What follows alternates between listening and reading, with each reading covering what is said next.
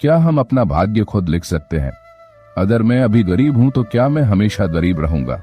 क्या गरीबी मेरे भाग्य में है? क्या मैं अपने इस भाग्य को नहीं बदल सकता और गरीबी को नहीं मिटा सकता?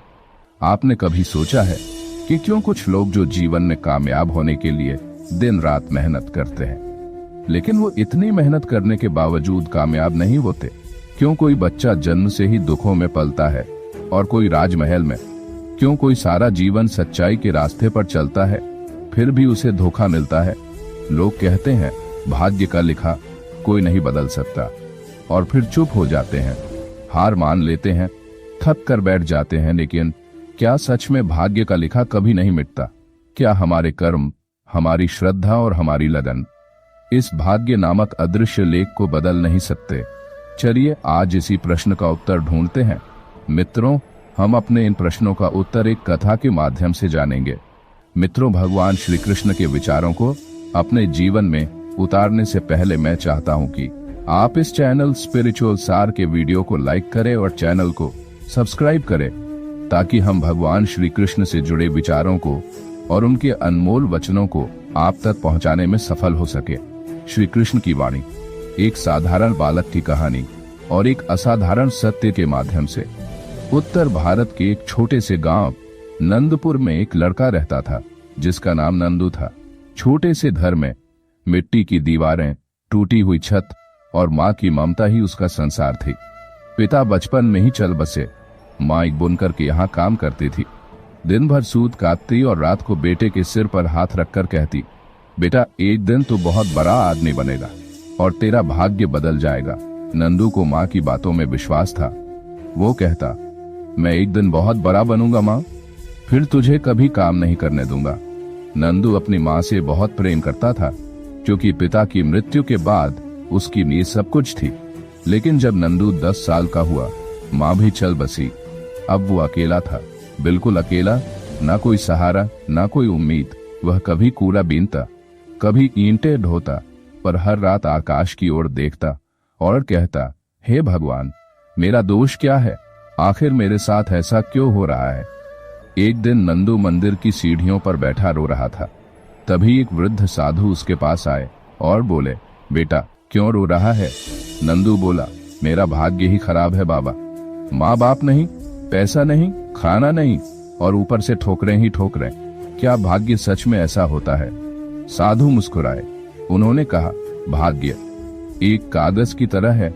उस पर जो लिखा है वो परमात्मा के अनुभव और तुम्हारे कर्मों का मेल होता है। लेकिन बेटा, अगर कलम तुम्हारे हाथ में हो तो नया अध्याय क्यों नहीं लिखा जा सकता? नंदू चौंक गया और बोल, पर कहते हैं ना, भाग्य लिखा जा चुका है। साधु बोले, हाँ लिखा जा चुका है, लेकिन उसे समझकर, स्वीकार कर, सही दिशा में कर्म करके तुम उसकी व्याख्या बदल सकते हो। साधु कहते हैं, भगवान श्री कृष्ण ने कहा है, कर्मण्येवाधिकारस्ते मा फलेषु कदाचन। तुम्हारा अधिकार केवल कर्म पर है, फल पर नहीं, क्योंकि फल यानी भाग्य तुम्हारे पूर्व कर्मों का परिणाम है, पर वर्तमान कर्म तुम्हारे भविष्य के भाग्य की नींव है। तो क्या भाग्य का लिखा कभी नहीं मिटता? श्री कृष्ण कहते हैं, मिटता नहीं, लेकिन लिखा जा सकता है नया, सुंदर, दिव्य। जैसे खेत में बीज बोया गया हो, अगर वो बीज बंजर जमीन में पड़ा हो तो क्या हम उसे खाद, पानी और धूप से नहीं उगा सकते? साधु ने नंदू को एक पुराना भगवत गीता का पन्ना दिया और नंदू को सिर्फ एक श्लोक पढ़ने को कहा, उद्धरेदात्मनात्मानं, मनुष्य स्वयं का उद्धार स्वयं कर सकता है। नंदू ने उस दिन से मेहनत करनी शुरू की। दिन में वह काम करता और रात को पढ़ाई, और वह गांव के स्कूल में सबसे अच्छा विद्यार्थी बन गया। फिर वह शहर गया, वहां उसने ट्यूशन पढ़ाकर कॉलेज की फीस भरी।